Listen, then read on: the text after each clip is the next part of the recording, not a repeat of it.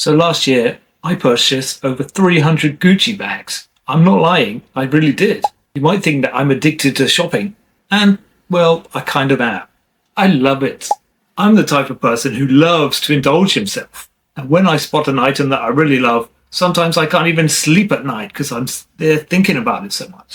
But does that make me a shopping addict? Splurging on physical objects does bring me a lot of pleasure, guys. It really does. And if you gave me $1 million, I would happily spend $1 million. But let's face the truth, that's not very sustainable, is it? And what if I told you there's a way for you to turn your spending habits into a profitable business? And in today's video, I will tell you exactly how I turned my life around with a simple life hack. In my 9-to-5 days, my monthly salary quickly went out of my hands. I was splurging on nice little treats for myself. Clothes, books, gadgets, dinners out, drinks, you name it.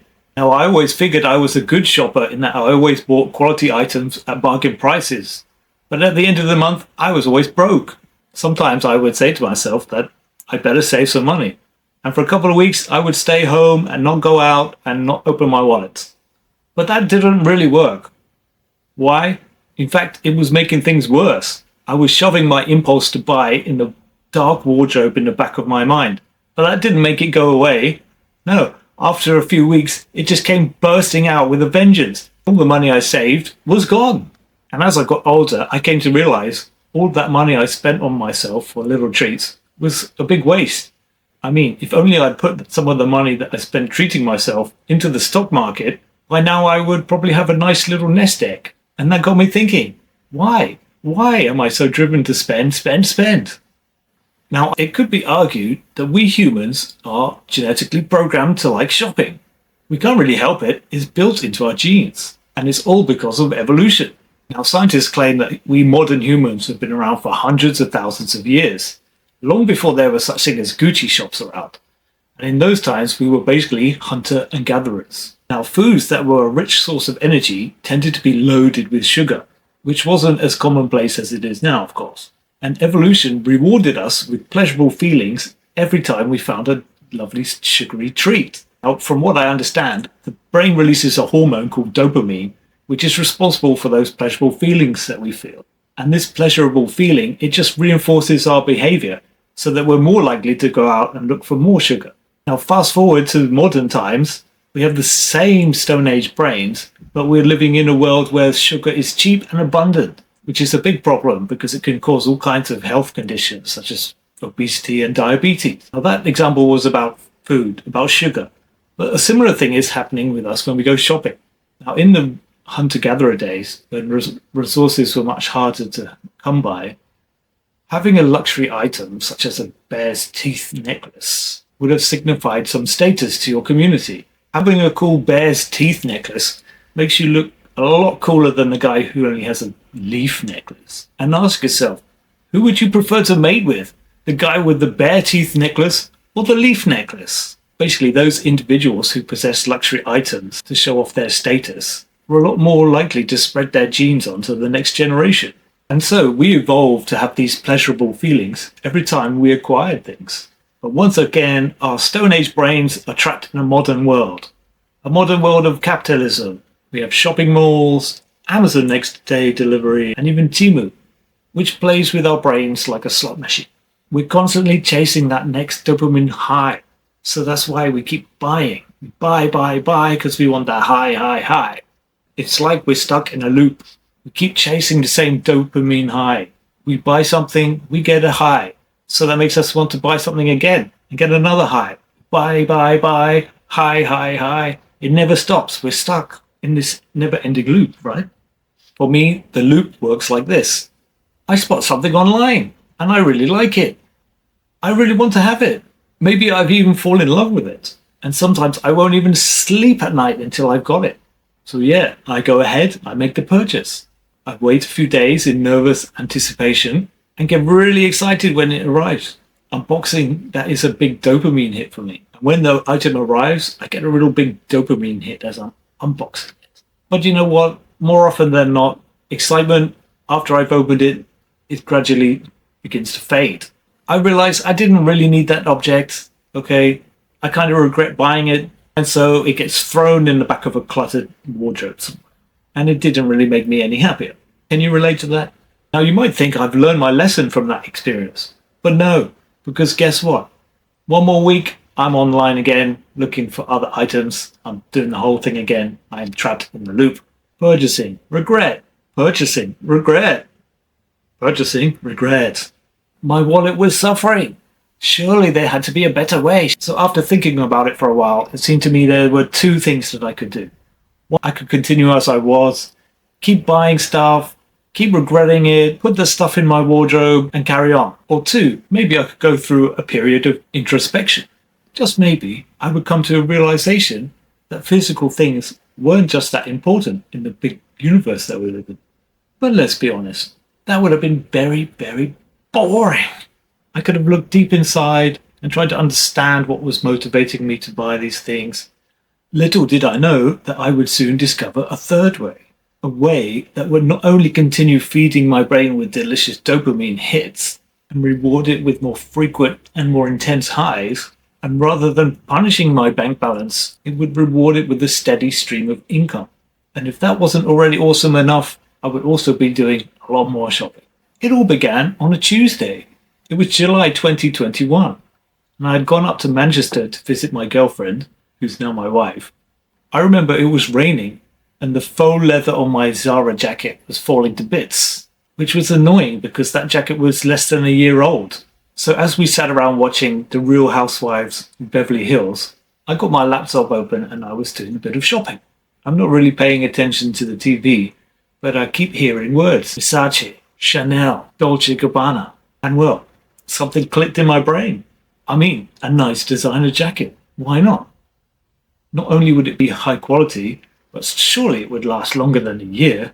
And not only that, wouldn't I look cool in a designer jacket? Yep, you guessed it. I was on the dopamine loop again, but this time I was stopped dead in my tracks. When I opened Google and saw the prices of these designer jackets, I was absolutely shocked.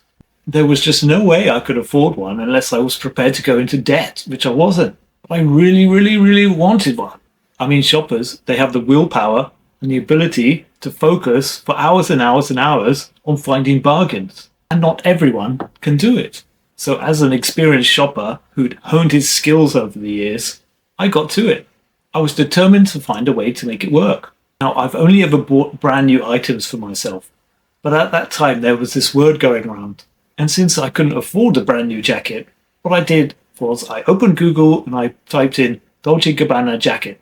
And would you believe it? Page one, there's this absolutely beautiful, vintage Dolce Gabbana black leather jacket. And it was in my size too. And it wasn't thousands and thousands. No, in fact, it was £120. But wait, slow down, hold up. How do I even know that thing's authentic? Maybe I shouldn't be so careless. Maybe I could set aside a little bit of money every month, save up, and after a couple of years, maybe then I'll be able to afford a brand new leather jacket. But let's face it, saving up is very boring. And I wanted a designer jacket and I wanted one now. So what I did, I spent hours and hours over the next few days going over that listing in absolutely forensic detail. I compared that listing to other jackets out there. I was looking at the stitching patterns, and I even became something of an expert on labels. And after this process, I had two conclusions. One, the jacket looked legit. At least there weren't any red flags that I could spot. Secondly, the average resale price of similar jackets seemed to have been twice as much as what the asking price was. That meant I potentially found myself a bargain. So with a little bit of trepidation, I made the sale. Now the next few days, as I waited for my item to arrive, were rather tense because I kept thinking, it's too cheap to be a real item.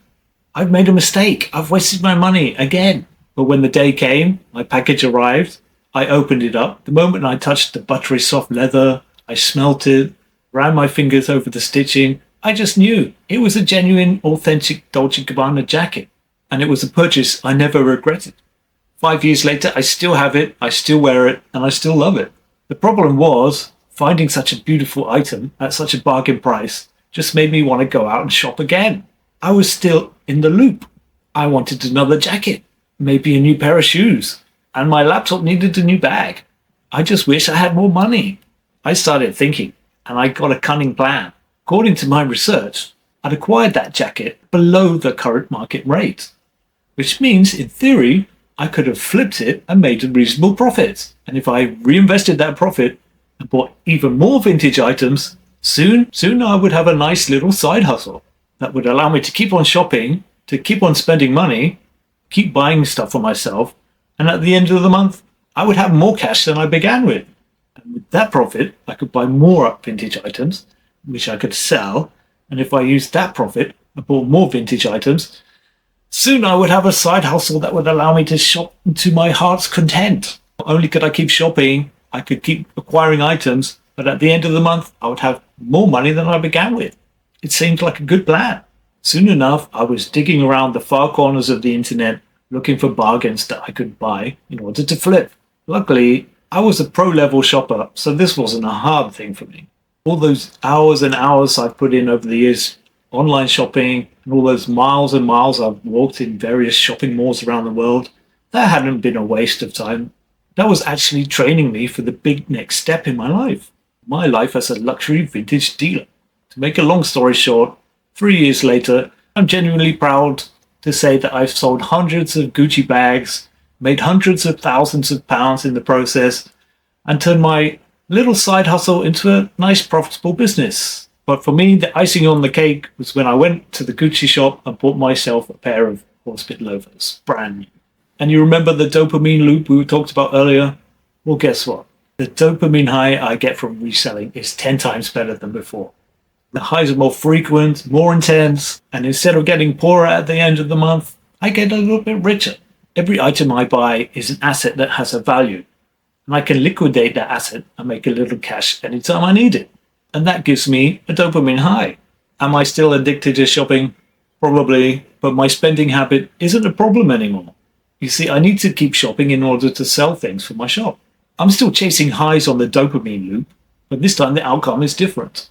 I spot an item online, maybe on an auction site, and that gives me a high. Maybe my interest is peaked enough that I go into the research phase, where I spend the next few hours finding out where the item sits in the history of fashion, who is the designer, what is the era, and that is exciting as well. That gives me a high. If I like the item, I will leave a bid. Then, of course, I get all the usual excitement and trepidation, that nervous waiting for the item to arrive. And when it does finally arrive, and then it comes the next part, unboxing. Unboxing is probably my most favorite part of the whole process. It can be great fun opening up a package to see an item that you bought. And when that item looks even better in real life than what you thought on the photo, wow, that is a great high. At this point, my brain is on a roller coaster of dopamine highs. But it's not over yet. The best part's still to come. But first, I might have to do a little bit of light cleaning. It's not the most exciting part of the process, but it does give me a bit of zen contentment when I transform an item ready for sale. But that's just the quiet before the storm. Because before you know it, making a sale is very nice. It's a good high. I like it. But the story's not over yet, because you wrap that item up, send it off, and in a few days, you get another ping. This time it's from the bank. Guess what? There's cash in your account. And that's just the beginning of the story, because what are you going to do with that cash? You need to go out and buy more items for your store. You need to go shopping. It's time to go shopping. Yes! So here I am, 3 years later. It's no exaggeration to tell you that the majority of my income comes from my shopping skills.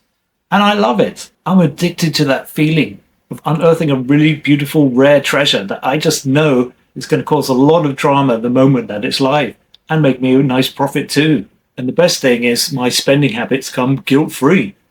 I'm not buying stuff for myself. I'm buying it to grow my small business. By reselling a product, I'm helping to extend the lifetime of that item. This leads to less waste going into our already overflowing landfills. I no longer have a shopping problem, I have a shopping solution. You might think I've cured my shopping addiction, but let me be real with you a minute. I still like to treat myself to a nice item occasionally, but I don't feel as guilty. That's because I know that if I've fallen out of love with an item, I can just easily flip it on and sell it and use the money to buy something else. So I'm still shopping for myself. That process never ends. If I can do it, then maybe you can too.